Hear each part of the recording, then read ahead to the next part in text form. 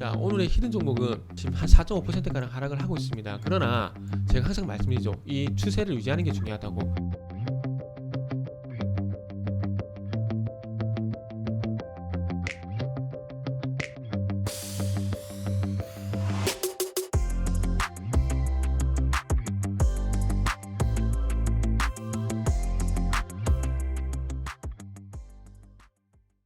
자, 반갑습니다. 알파프로 가족 여러분, 정태근 전문가입니다.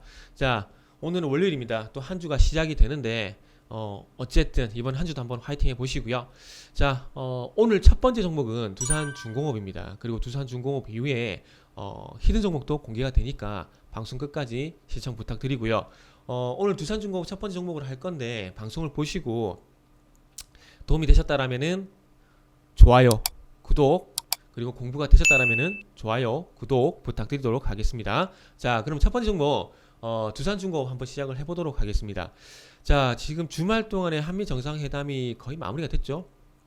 마무리가 되면서 일단은 백신이란지 뭐 원자력인지 이런 여러 가지, 그리고 미사일 이런 좋은 얘기들이 많이 나왔는데 일단 중요한 건 백신 같은 경우는 이제 지나간 이슈라고 좀 보는 게 맞지 않을까 생각이 들어요. 그동안 뭐 기대가 좀 많았었고요.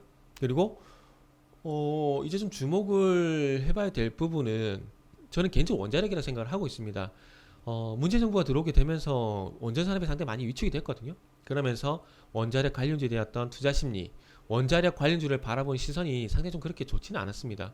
뭐 매수하면 수익이 나야 되는데 뭐 국가 차원에서 원전을 이렇게 추진하지 않다 보니까, 안 추진하다 보니까 폐쇄를 하고 이런 정책들이 나오다 보니까 상당히 위축이 될 수밖에 없어요. 그런데 이번 한미 정상회담에서 원자력 수주를 공동으로 진행한다는 얘기가 나오게 되면서 그래도 원자력 관련주에 대한 투심이 괜찮아지지 않을까라는 차원에서 이제는 앞으로는 좀 긍정적으로 봐도 된다, 이런 말씀을 좀 드리고 싶어요. 이제는 그 화면하고 차트를 좀 보면서 말씀을 좀 드릴게요. 자, 지금 현재 같이 보실 부분은 지금 일요일날 서울경제 뉴스를 보시면은 이 부분부터 먼저 볼게요. 자, 이번 정부 같은 경우는 아시다시피 2017년도에 문재인 대통령이 취임을 하게 되면서 원자력 재료 대선 공약으로 원자력 재료를 발표를 했고, 그러면서 고리 1호기 연구 정지 선포식을 해버리게 됩니다.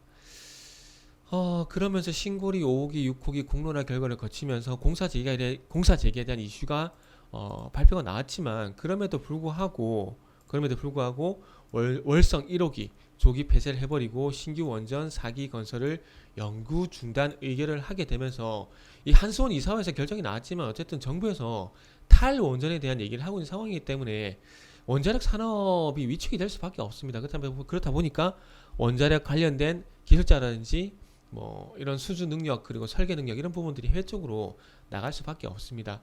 그래서 이제 한미 정상회담 합의로 한미 정상회담 원전산업협력, 여기 지금 한미 양국이 정상회담을 통해서 해외 원전 시장 공동 진출하기로 합의. 요 내용이 어찌 보면은 원자력 관련주에 대한 투심, 그러니까 투자 심리를 조금은 회복시킬 수 있다는 겁니다. 이제는 좀 좋게 볼 수 있는 그런 근거를 마련할 수 있다는 거예요. 근데 지금 원자력 같은 경우는 지금 저도 말씀을 드리고 있지만 지금까지 마이너스 100이었다라면은 이제는 한 40%는 돌려줬고 60%는 아직까지 시간이 좀 필요하다고 좀 봐야 될 것 같아요. 왜냐하면은 자, 중요한 건 이제 정부에서 적극적으로 원전 산업에 대해서 긍정적인 시각으로 좀 전환적으로 좀 검토가 돼야 되는 부분들이 있고요. 그리고 이제 실질적으로 해외에서 원전 수주, 그리고 국내에서 원전 진행이 좀 돼야 되는 부분들이 분명히 있어야 됩니다. 그래서 그런 부분들의 해결이 필요하기 때문에 60%는 아직 남았다고 생각이 들고, 어쨌든 미국이 해외에서 원전 수주를 도와주겠다는 겁니다. 자, 우리나라가 체코든 뭐 사우디든 원전 수주를 하러 갈 겁니다. 그랬을 경우에 우리가 단독으로 하는 것보다 미국이라는 든든한 백그라운드가 같이 수주를 하게 되면은 안 해줄까요? 단독으로 하는 것보다는 수주를 받을 가능성이 상당히 높다라는 겁니다. 높다라는 거. 그리고 한 가지 좀 아쉬운 부분이 뭐냐면은 어떤 부분이냐면, 자, 여기 보세요. 지금 보시면은 체코, 폴란드, 영국, 사우디 등 신규 원전을 도입 추진 중이고 양국이 협의할 경우 수주 가능성이 높아질 것으로 예상된다, 이런 얘기가 있잖아요. 그리고 이제 그 뒤부터가 중요합니다. 그 뒤부터가. 자, 우리가 시공을 하고 설계를 하고 원전 건설을 하고 그리고 유지 보수까지 우리나라가 다 해야 되는데 UA 그 바라카 원전이죠. 그거는 한국전력에서 설계를 하고 삼성물산 현대건설이 시공을 하고 두산중공이 원전 제작을 하고 우리나라 원자력 한수원인가요? 한수원이 유지 보수를 담당하는데 한전 KPS 이런 기업들이 유지 보수를 담당하는데 지금 좀 틀려요. 그 원전 관련 원천 기술을 다수 보유하고 있는 미국의 웨스팅하우스 그리고 제너럴 일렉트릭이 그 시공을 하게 되고 설계를 할 가능성이 상당히 높고요. 핵심 기자재를 제작하는 두산중공 협업. 그러니까 우리나라가 주력이 아니라 보조가 되는 겁니다. 보조가 되는 거예요. 주력은 미국이 하고 우리나라가 가지고 있는 이 핵심 기자재 기술을 높이 평가를 하고 있기 때문에 우리나라는 원전 제작에 들어가는 원전 부품이라든지 이런 부분들 보조 역할을 한다는 겁니다. 그렇기 때문에 지금 원자력 관련주에 대한 투자 심리는 한 40 정도 회복이 된다라고 보는 게 맞고 아직까지 60이 남았다라고 보는 이유가 거기에 따라 좀 보시면 될 것 같아요. 그래서 이 60을 회복시키기 위해서는 우리가 옛날에 바라카 원전을 수출했던 것처럼 시공, 설계, 유지 보수까지 우리나라가 다 해야 원전을 다시 볼 수가 있다는 겁니다. 그런데 우리나라가 아직까지 우리나라 지금 현재 유지하고 있는 정부는 아직까지 탈원전이고 그리고 이 탈원전을 이제는 벗어나게 되면서 원전 정책을 육성을 하게 되면서 이 원전 수주에 대한 부분들을 적극적으로 우리가 가져와야 된다는 겁니다. 그래서 그런 부분들이 일단은 좀 먼저 진행이 돼야 되고요.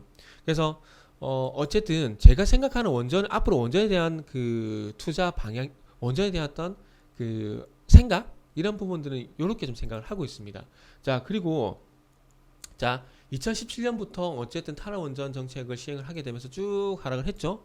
그러면서 어쨌든 지금 작년 5월달부터 이렇게 다시 두산중공업이 힘을 낼 수 있었던 원동기가 뭐냐면은 신성장력을 찾은 겁니다. 원자력을 할 수 없다 보니까 그러니까 정부에서 탈원전 정책을 시행을 하다 보니까 상대적으로 두산중공업과 같은 원전 관련주는 위축이 될 수밖에 없습니다. 위축이 될 수밖에 없어요.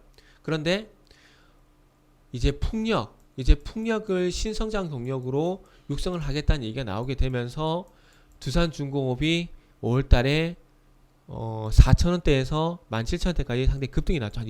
여기서 한 4배 정도 급등이 나왔어요. 그리고 난 다음에 현재 주가가 좀 쉬어가고 있는데 이제 원자력에 대한 어떤 그 동반수주 이런 얘기들이 나오게 되면서 제가 봤을 때는 이제 앞으로 저는 개인적으로 이 두산중공업이라든지 원전 관련 종목들은 이런 그 작년 7월달 같은 이런 급등이 아니라 완만하게 이제는 원전 관련된 종목들, 두산중공업도 그렇고 두산중공업을 비롯한 한전기술 그리고 한전 KPS 이런 종목들이 이제 추세적으로 하락이 아니라 추세적으로 이제 상승으로 가는데 이게 폭등이 아니라 급등이 아니라 완만한 상승으로 갈 만한 계기를 일단은 마련했다라고 보고 이 두산중공업을 바라보는 게 좋다라고 좀 생각을 하고 있습니다.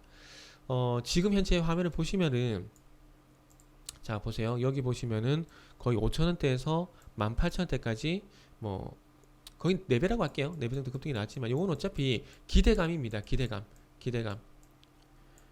근데 그 기대감이 길게 지속이 되느냐 짧게 끝이 나냐 이 부분이 중요한데 이번 어쨌든 원전 소식으로 인해서 이 장기 이평선을 어쨌든 지키고 있죠. 그 풍력 시장에 진출한다는 얘기가 나오게 되면서 급등했었다가 조정을 보이고 이 조정을 보이는데 이 241선을 이탈하지 않았다는 부분들 241선이 지금 현재 11,860원이거든요. 241선은 저는 개인적으로 상당히 좀 중요하게 생각을 합니다. 왜냐 241선은 장기 이평선이잖아요. 장기 이평선은 장기 성장선입니다.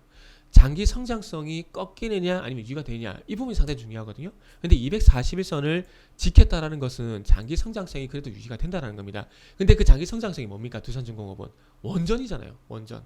그렇기 때문에 어쨌든 한국과 미국의 이 정상회담을 통해서 어쨌든 원자력에 대한 투자 심리는 이제 개선될 가능성이 높고 급등보다는 이제 앞으로 2022년, 2023년을 갈수록 적어도 투자 심리는 계속해서 우상향이 될 가능성이 높고 주가도 우상향이 될 가능성이 높다라는 겁니다. 높다라는 거. 그래서 두산중공업은 장기적인 관점에서 봤을 때는 상당히 매력이 있고요. 하지만 단기적으로 봤을 때는 그렇게 큰 매력은 없는 종목이다라고 정리를 좀 해보도록 하겠습니다. 자, 그래서 어쨌든 탈원전 진행되고 있는 상황 속에서 한국과 미국이 원전 시장, 글로벌 원전 시장에 공동 진출한다는 소식으로 인해서 어쨌든 장기 하락에서 장기 상승으로 전환될 가능성은 상당히 높고, 하지만 이 부분이 가파른 상승보다는 완만하게 2022년, 2023년으로 갈수록 완만하게 회복되는 흐름이 나올 가능성이 높다라고 보시고 두산중공업을 대응하신다라면 도움이 되실 것 같습니다. 그리고 기술적으로 보더라도 어쨌든 241선을 지켰다라는 것, 241선을 지켰다라는 것은 장기 추세, 장기 성장성은 깨지지 않았다, 이렇게 보게 되면서 앞으로는 우상에 대한 기대감도 높다라는 말씀을 드리도록 하겠습니다. 자, 오늘의 히든 종목은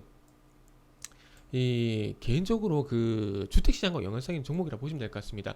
만약에 해외 쪽에서 그 코스피 지수가 모멘텀을 좀 잡지 못하게 된다라면은 아무래도 국내 쪽의 테마 쪽이라든지 국내 정책 쪽으로 주목을 할 수밖에 없을 것 같아요.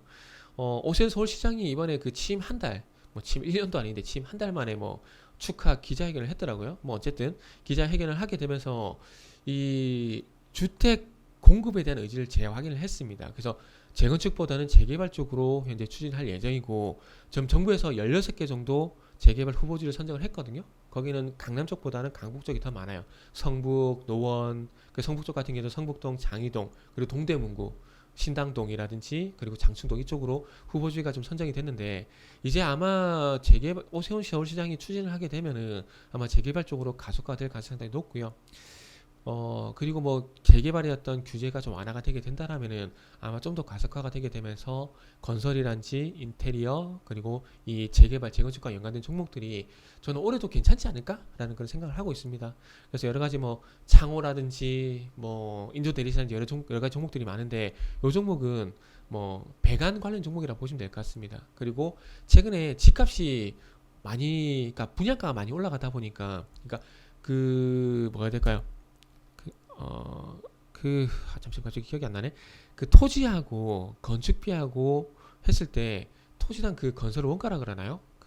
건축 비용이라 그러나요? 하여튼 갑자기 생각이 안 나는데, 어쨌든 토지 매입 비용하고 그 다음에 거기 들어가는 인테리어 비용, 요런 건축비, 그러니까 건축비는 토지 매입 비용하고 그 집을 건설할 때 들어가는 비용이라 보시면 되는데, 최근에 그 땅값이 많이 올라가다 보니까 토지 매입 비용이 많이 올라갔어요.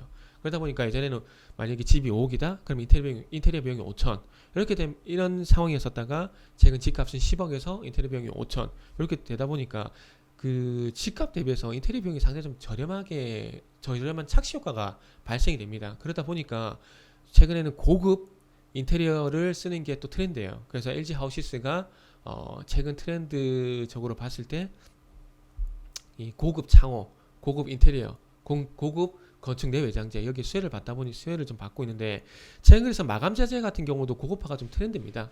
그래서 제가 이 종목 소개를 통해서 LG 하우시스 같은 경우에도 제가 이 5월 초에 한번 말씀을 드렸거든요. 그래서 그 내용도 한번 참고해 보시고, 어쨌든 배관 관련 종목이라고 보시면 될 것 같아요.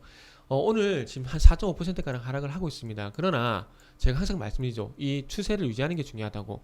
이 갭상승 출발하고 난 다음에 5일선과 이격 조정이 진행되고 있는 상황이기 때문에 어쨌든 추세는 유지가 되고 있다, 이렇게 생각을 하시고요. 이 히든 종목은 홈페이지에서 확인이 가능합니다. 자, 오늘 첫 번째 방송은 두산중공업 그리고 히든 종목으로 마무리하도록 하겠습니다.